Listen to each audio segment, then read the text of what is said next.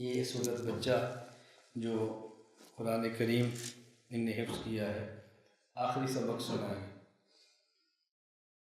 تو میں سفر پہ تھا مدینہ منورہ، اس وقت مولانا اشفاق صاحب نے میسج کیا کہ کاشف نے حفظ کیا تو اس کا کیا کریں۔ میں نے کہا خانقاہ اجتماع پر اس کے لیے دعا کریں گے، آخری سبق وہ سنیں گے۔ مجھے اس کے حفظ کرنے پر کتنی خوشی ہے وہ آپ کو سمجھ آئے گی کہ کیوں خوشی ہے۔ کیوں سمجھ آئے تو پھر سمجھ آئے کتنی خوشی ہے۔ میں نے طلباء کے اصرار پر مختصر سا واقعہ اور مختصر سی کارگزاری بیان کی دی۔ وہ میڈیا پر چل رہی ہے، متکلم اسلام کی کہانی ان کی زبانی آپ نے سنی ہوگی۔ مجھے کئی لوگوں نے اس پر فون بھی کیے کہ ہم نے سنی ہے اور ہمیں مطلب دل کو بہت تکلیف ہوئی کہ آپ کن مراحل سے گزرے۔ وہ آپ بھی سنیں، وہ مختصر سی ہے، لمبی کہانی نہیں ہے۔ ہمارے والد صاحب نابینا تھے، ان کی وجہ سے میں مولوی بنا۔ ہمارے صاحب نابینا تھے، دادا جی اس گاؤں کے نمبردار تھے، اور 6 ماہ یا 1.5 سال کے تھے، بخار چڑھا اور آنکھیں چلی گئی۔ مدرسے میں داخل کروا دیا۔ یہ بالکل محراب کے پیچھے جو قبر ہے ہمارے دادا ابو کی، تو والد صاحب مدرسے میں چلے گئے، پڑھ لیا، حافظ بنے، عالم بنے، لاہوری رحمہ اللہ سے بیعت کی، اور وہ میں سنا چکا ہوں، اس میں ساری تفصیل سن لی۔ جب والد صاحب یہاں تشریف لائے اور یہ ہماری زمین ہے ساتھ، اس میں چھوٹی سی مسجد بنائی، تو جو مسجد تعمیر کی تھی وہ اس بچے کے پردادا ابو نے کی تھی۔ دادا ابو نہیں، پردادا ابو، وکان ابوہما صالحا، جسے قرآن کہتا ہے۔ مستری صادق ان کا نام تھا، میں نے ان کو نہیں دیکھا، پہلے فوت ہو گئے۔ پھر ان کے بیٹے تھے مستری طالب، وہ بھی زندہ ہیں، اور جب یہ والد صاحب تراویح پڑھاتے تھے تو مستری طالب اس تراویح کے پکے نمازی ہوتے تھے، فجر کے، ظہر کے، مغرب کے، عشاء کے تراویح۔ آگے ان کے بیٹے ہیں بھائی امجد، وہ یہاں بیٹھے، یہ ہمارے اسکول کھڑے ہو جو آپ بھائی امجد، انہوں نے داڑھی اب رکھی، پہلے نہیں تھی، اللہ ان کو خوش رکھے، داڑھی رکھ لی۔ ہم اسکول میں اکٹھے پڑھتے ہیں، یہ مجھے پیچھے تھے، میں تھوڑا سا آگے تھا، اور صبح جب یہاں ہم پڑھتے تھے والد صاحب کے بعد تو یہ بھی پڑھتے تھے، میں بھی پڑھتا تھا شروع میں۔ اب ان کا بیٹا ہے کاشف، پر دادا نے مسجد بنائی اور پڑپوتا حافظ بنا، وکان ابوہما صالحا۔ آپ سمجھ لیں مجھے اس کی حفظ پر کتنی خوشی ہوگی۔ میں اس لیے طلباء کو بطور خاص کہتا ہوں، جلد بازی نہ کرو، محنت کرو، اللہ ایک وقت آئے گا ثمرے دے گے، اور ایسی محنت کر جو آئندہ نسلوں میں ثمرے منتقل ہو جائے۔ اس کے پردادا ابو بھی اسی قبر میں، ہمارے ابو بھی اسی قبرستان میں۔ اب بتاؤ یہ بچہ جو قرآن پڑھے گا، اس سے بڑی اصال ثواب کی نعمت کیا ہو سکتی ہے؟ والد کے لیے بھی، والدہ کے لیے بھی، دادا کے لیے بھی، دادا کے لیے کتنی بڑی نعمت ہے۔ انشاءاللہ عالم بھی بنے گا انشاءاللہ۔ میں نے کہا کہ والد کو اس کو عالم بنا۔ عالم بننے کا معنی یہ نہیں ہے کہ ضرور مسجد کا امام بنے، عالم بنے، دین کی خدمت کرے اور ساتھ اپنے کام میں لگا۔ میرا بھی اس اتوار کو کراچی بیان تھا، وہ مفتی محمد عزیز، ان نے صراط مستقیم کورس کرایا، اس کا اختتام تھا، درس قرآن کا افتتاح تھا۔ جگہ دی، میں نے کہا گلی میں ٹینٹ لگاؤ، گلی میں ٹینٹ لگے، ادھر مرد ہیں ادھر عورتیں ہیں، درمیان میں اسٹیج ہے، پردے کے ساتھ ہے۔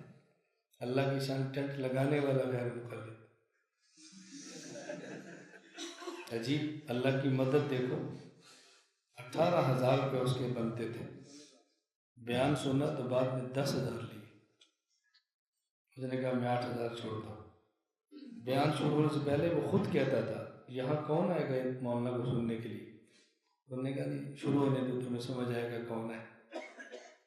کیونکہ بغیر اجازت کے جلسہ تھا، پولیس والے بھی آ گئے کراچی کو، یہ کیا خیر تھوڑا سا سمجھایا، اللہ خوش رکھے، وہ بھی چلے گئے۔ ہے نا اللہ کا عجیب نظام ہے، دیکھو۔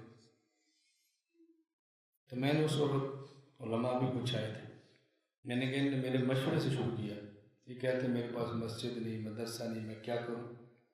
میں نے کہا ہر اتوار کو 1 گھنٹہ گھر میں کام شروع کرو، اللہ تمہیں ایسے شاگرد دے گا کہ تم سوچ کر حیران ہو جاؤ۔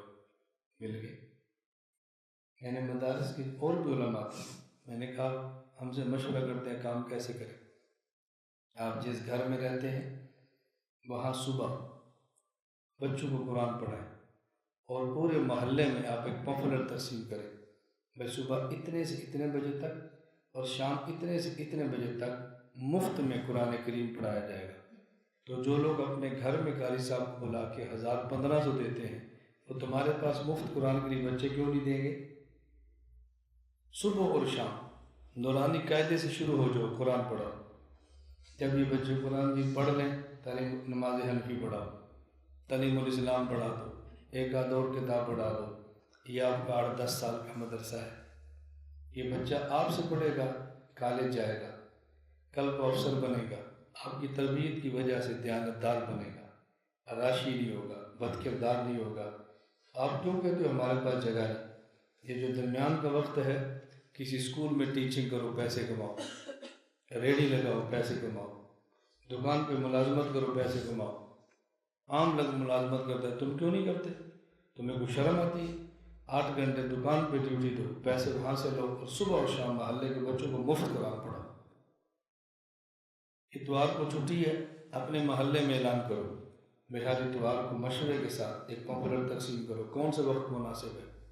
خواتین اور مرد دونوں کو قرآن کریم کا درس دو. خواتین گھر بیٹھے، مرد یہاں بیٹھے، چھوٹا سا اسپیکر خریدو، درس دو. جو آپ کی مالی الجھنیں ہیں میں نے کہا یہ بھی ختم ہوگی، لیکن 2-4 سال لگیں گے. جب ان لوگوں کو آپ سے دین سمجھ آ گیا، ان کی زندگی بدل گئی، ان کا پیسہ بھی آپ پہ، اولاد بھی آپ پہ، سب الجھنیں ختم ہو جائیں گی. لیکن تھوڑی سی ہمت سے کام کی. میں نے کہا جو ہم نے یہاں کام شروع کیا تو میں نے 5 سال کی 4 بچیاں دی تھیں، الف با پڑھاتا تھا. مجھ سے چھوٹے بھائی یہاں بچوں کو الف با پڑھاتے تھے، ہم نے یہاں شروع کیا. میں نے کہا آپ بھی شروع کرو. ہمارے یہاں تخصص کے علماء ہیں. یہ ترتیب سمجھ آئے تو بتاؤ فارغ ہونے کے بعد کوئی جگہ تلاش کرنے کی ضرورت ہے؟ اپنا گھر مدرسہ ہے، اپنی بیٹھک مدرسہ ہے، اپنی دکان مدرسہ ہے، کیا فرق پڑتا ہے؟ میں صرف یہ کہہ رہا تھا کہ اللہ ان کی عمر میں برکت دے، آپ ان کے لیے دعائیں کریں، اللہ قبول فرمائے. تو دادا ابو نے مسجد بنائی تھی، اب دیکھو پڑپوتا حافظ بن گیا. مل گیا نا سمرا، مل گیا سر. اس وقت کون سوچ سکتا تھا کہ ان کی نسل سے قرآن کے حافظ ہو؟ کون سوچ سکتا تھا؟ یہ اللہ کا انعام ہے. اللہ پاک غریبوں کو قرآن دیتے ہیں، یہ اللہ کا انعام ہے.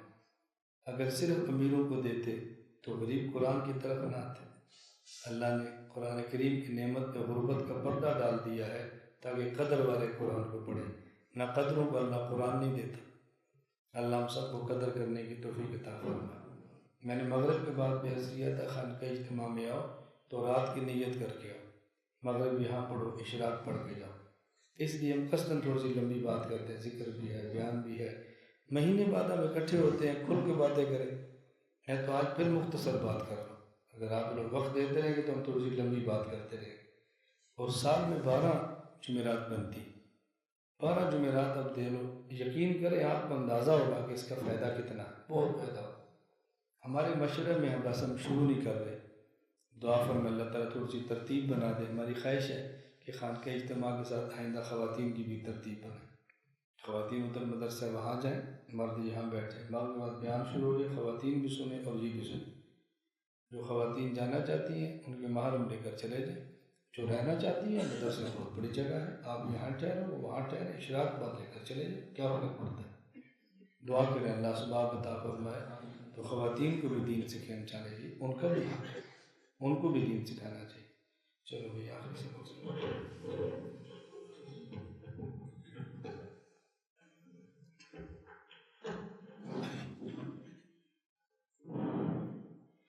أعوذ بالله من الشيطان الرجيم. بسم الله الرحمن الرحيم. آمن الرسول بما أنزل إليه من ربه والمؤمنون كل آمن بالله وملائكته وكتبه ورسله لا نفرق بين أحد من رسله وقالوا سمعنا وأطعنا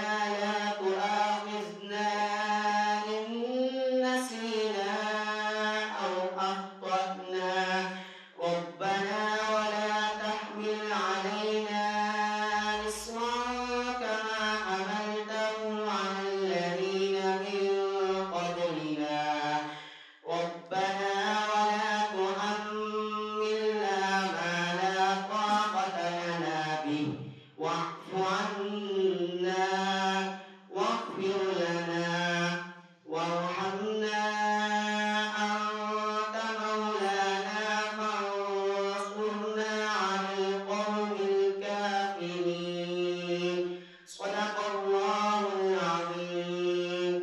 माशाअल्लाह, मुबारक हो.